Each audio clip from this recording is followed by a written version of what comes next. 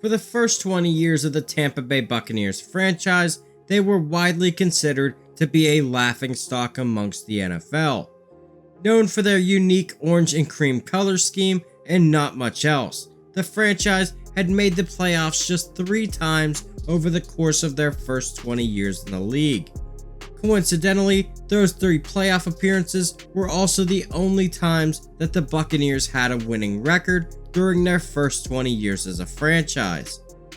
Most of the time, the Bucs were known for getting smoked on the field. Throughout the 80s and early 90s, the Bucs struggled to gain any momentum, going on a 14-year drought without a single winning season. But all of that would start to change in 1995.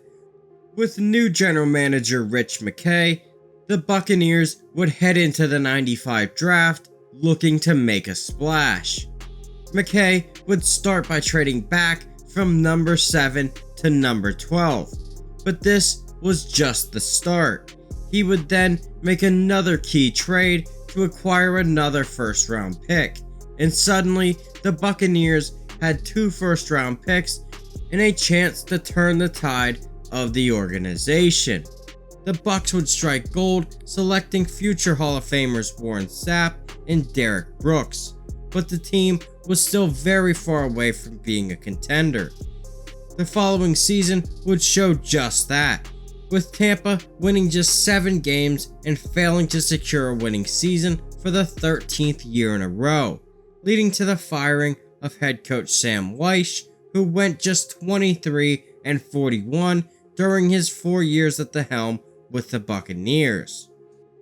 In their search for a new head coach to finally shift the tide of the franchise, they would land on first-time head coach Tony Dungy. Dungy had a long track record on the defensive side of the ball and looked like he would mesh very well with the burgeoning young talent in Tampa. Dungy would immediately start to fill out his staff, bringing in former colleague Monty Kiffin to help run the defense. This would end up being a massive move for the Bucs, as the duo would go on to create the Tampa 2 coverage, a variation of your standard cover 2, but with a twist. Instead of the middle linebacker dropping into a zone that looked to take away the underneath routes, instead the Bucs would drop their middle linebacker deeper down the field, taking away the intermediate and deeper routes down the middle of the field, almost creating a cover 3 look. This would become an integral and famous part of the Buccaneers' fierce defense. In Dungy's first season at the helm, the Bucs would take a small step back, winning just 6 games and again failing to secure a winning season for the 14th straight year. Heading into the 97 season, the Bucs would see massive changes, with a new look leaving behind the orange and cream color scheme in favor of a more modern look.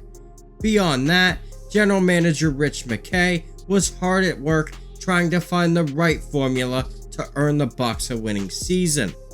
In the 97 draft, McKay would hit the lottery yet again, this time in the 3rd round by selecting another future Hall of Famer and cornerback Rondé Barber.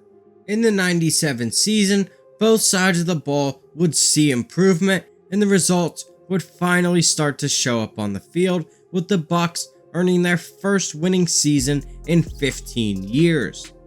They would even go on to win their first playoff game since 1979.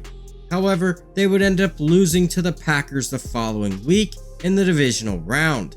But the groundwork was laid, the streak of winless seasons was finally over, and the Tampa Bay Buccaneers were finally a team to take seriously. Or at least that's how it seemed. The 98 season would see another step back for Tampa as they failed to make the playoffs thanks to a horrible start to the season and a very below average offense. This was a common problem for the Bucs during this time. Their offensive production under offensive coordinator Mike Shula was abysmal. They would fail to become a top 15 offense during any of his years in charge, and most of the time they were stuck in the basement of the league when it came to offensive production. Meanwhile, on the defensive side of the ball, the Buccaneers had become one of the best in the league, locking down their opponents every single week. This would continue into the '99 season, where the defense would lead the Buccaneers to their highest win total in franchise history, despite having one of the worst offenses in the league. Tampa would go on an incredible run all the way to the NFC Championship game, where despite their defense holding the star-studded St. Louis Rams to just 11 points, they would fall to the eventual Super Bowl champions 11-6, with the failures of the Buccaneers offense on full display. This would lead to the firing of offensive coordinator Mike Shula, and a chance for a fresh start on the offensive side of the ball for the Buccaneers.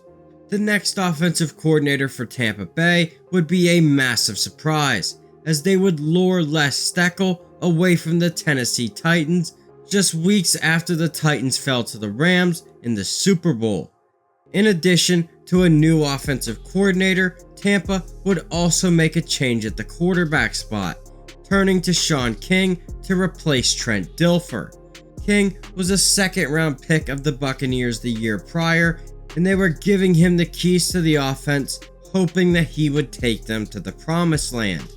But the biggest move was the addition of disgruntled star wide receiver Keyshawn Johnson from the New York Jets. This, much like the draft day trades in '95, would go on to become one of the biggest deals in franchise history for the Buccaneers.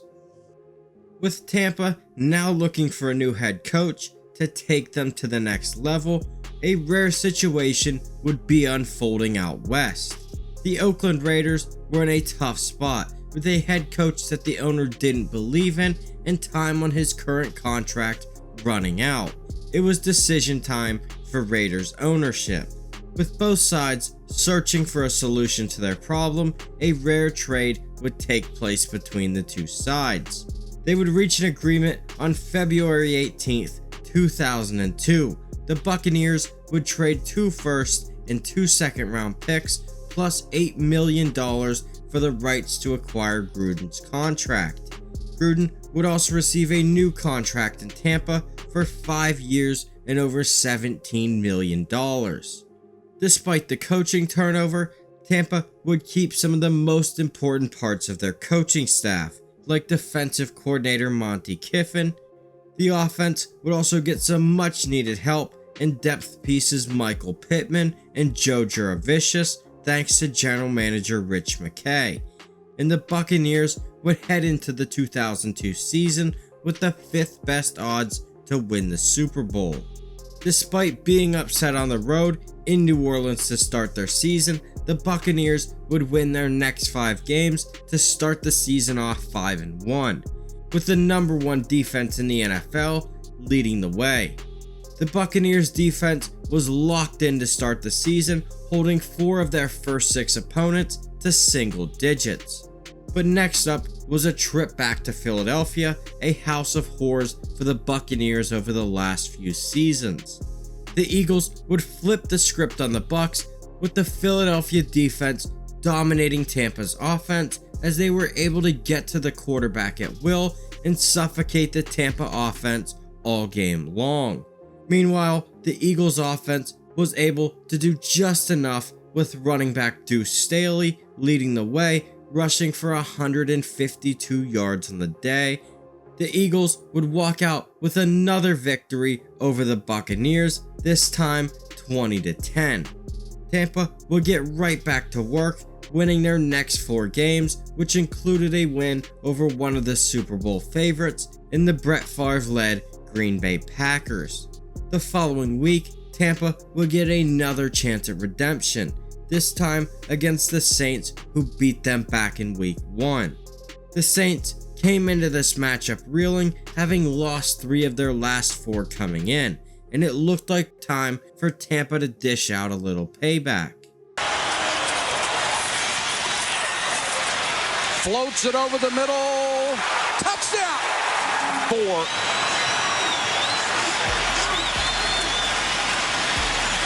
Brooks rolls away from pressure, throws to the end zone, touchdown. Caught by Joe Horn, and he was wide open. The Saints get a first down. The game is over. Delhomme to throw. He's got a first down. Following their shocking loss to the Saints, Tampa would get right back to their winning ways, defeating the red-hot Atlanta Falcons led by Michael Vick.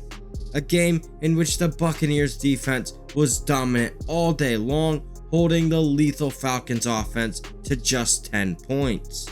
The following week, they would sneak by the helpless Detroit Lions, who were on a massive losing streak coming in, and things were starting to look a little rocky in Tampa Bay. Next up was a matchup on Monday Night Football with the Pittsburgh Steelers, who were also Super Bowl contenders despite being led by a former insurance salesman and Arena League football quarterback, Tommy Maddox. But once again, turnovers and below average offensive line play would doom the Buccaneers, something that had been a problem in almost all of their losses throughout the season, as the Steelers would run out to a 17-0 lead and never look back, stifling Tampa's offense until a late Keyshawn Johnson touchdown reception in garbage time. The following week, Tampa would shut out the lackluster Chicago Bears to end the regular season with a 12-4 record and a crucial first-round bye in the playoffs. In the divisional round, the Bucs would see the San Francisco 49ers, who came into the game off an incredible comeback the week before, erasing a 16-point deficit late in the second half to earn a 1-point victory over the New York Giants. But their luck would end there, with the Buccaneers dominating the Niners from start to finish on both sides of the ball. Tampa's defense would force 5 turnovers throughout the game, as they would walk away with an easy 31-6 victory. For just the third time in franchise history, the Bucs would be heading to the NFC Championship game. But in their way stood the one team that they just could not beat, the Philadelphia Eagles, led by head coach Andy Reid. And thanks to their win back in Week 7, the Eagles would get home field advantage in one final game at Veterans Stadium, a house of horrors for the Buccaneers over the last 3 seasons. The Eagles would get the ball first and go right down the field, ending in a Deuce Staley 20-yard touchdown run. Tampa would answer on their first possession with a field goal from Martin Gramatica. Despite a rough start, the Bucs would start to settle in and dish out a little bit of vengeance in the process. Alstott again, bouncing it outside, touchdown Tampa Bay.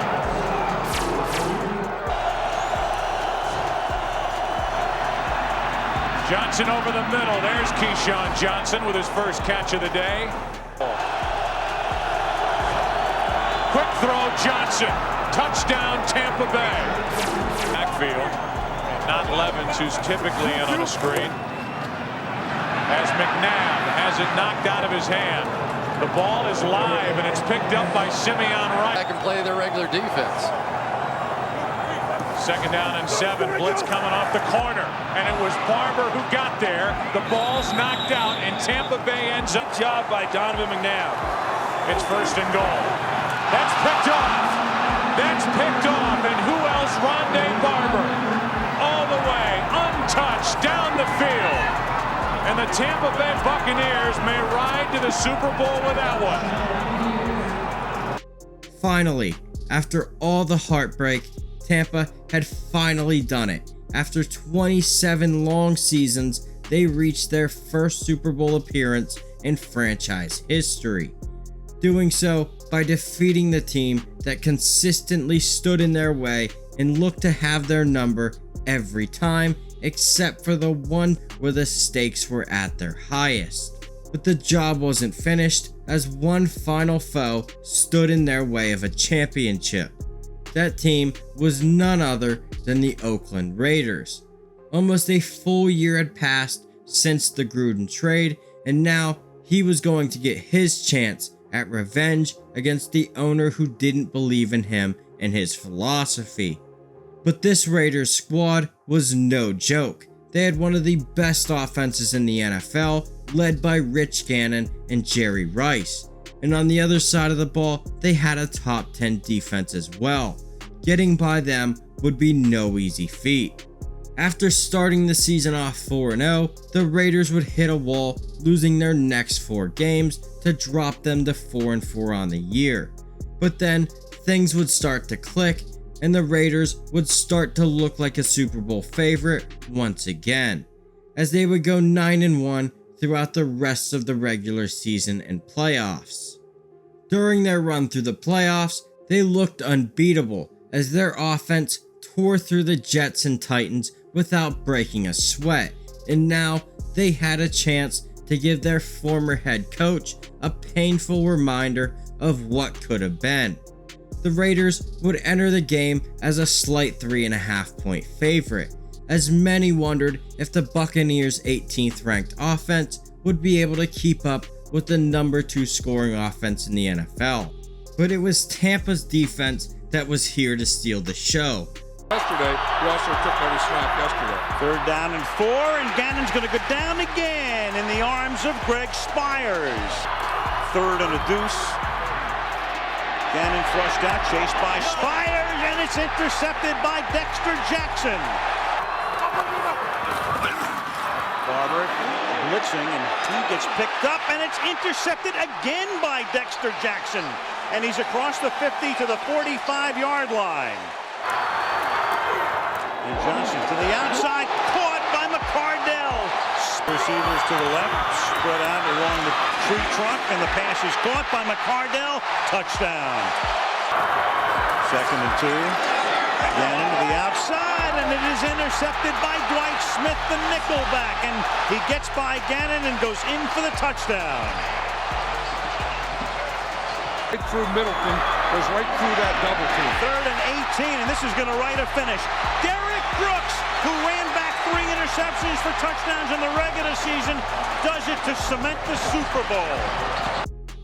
28 years after the NFL awarded Tampa Bay with an expansion franchise, they had finally reached the mountaintop.